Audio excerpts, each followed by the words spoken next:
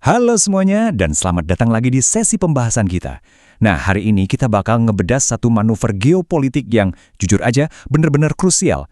Kalian pasti udah ngikutin kan soal gencatan senjata antara Amerika Serikat, Israel, dan Iran belakangan ini. Tapi ternyata di balik layar panggung diplomasi ada kejadian yang jauh lebih mengejutkan. Coba bayangin, di tengah epicentrum konflik ini, ada satu negara yang secara tak terduga tiba-tiba ngambil inisiatif mandiri.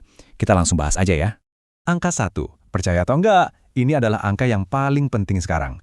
Dari data yang udah kita kumpulin, Spanyol itu jadi negara barat pertama dan sampai detik ini masih jadi satu-satunya yang berani balik lagi nginjakan kaki di ibu kota Iran sejak konflik besar pecah. Coba bayangin deh situasinya. Di saat sekutu barat yang lain masih pada posisi wait and see dari kejauhan, Spanyol malah langsung terjun ke garis depan.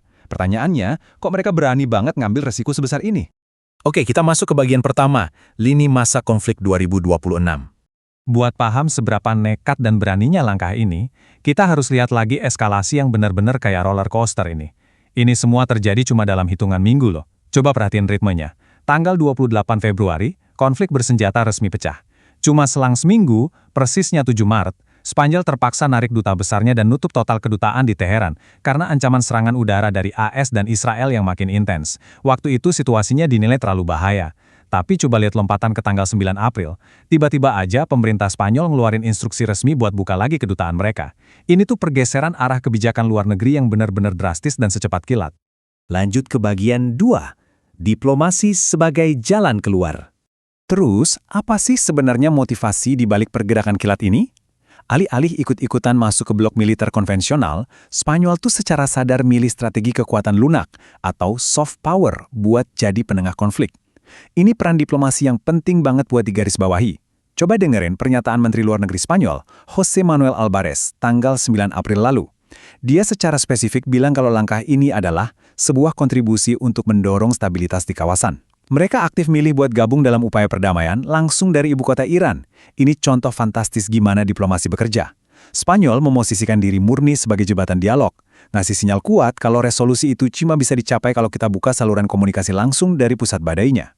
Dan kalian tahu nggak, komitmen diplomatik Spanyol ini bukan cuma retorika manis di atas kertas.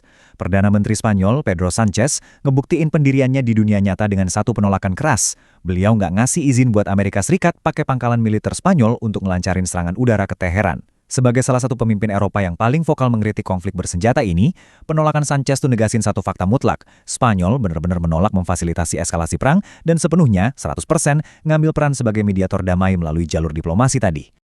Nah, sekarang kita masuk ke bagian ketiga, reaksi global dan kontroversi. Pastinya ya, manuver sepihak yang segede ini langsung memicu gelombang kejut internasional, apalagi situasinya masih super rentan. Kita bisa lihat ada kontras yang tajam banget di sini, dan ini harus kita bedah secara objektif. Di satu sisi, pandangan Spanyol tuh udah jelas. Mereka yakin banget langkah ini adalah bentuk murni komitmen resolusi konflik lewat diplomasi. Tapi di sisi lain, Israel ngelihatnya dari sudut pandang yang 180 derajat beda.